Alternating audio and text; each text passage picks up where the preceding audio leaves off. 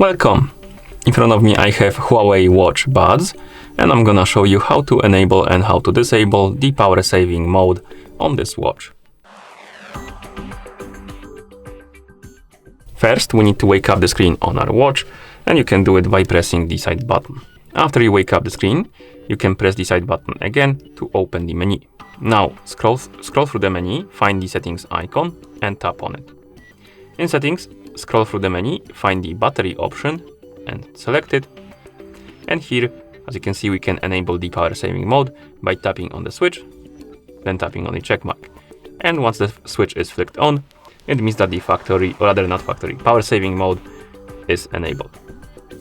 And once you're done, you can press the side button to go back to watch face. And if you want to disable the power saving mode, you need to go back to settings, battery, and then tap on the switch to flick it off.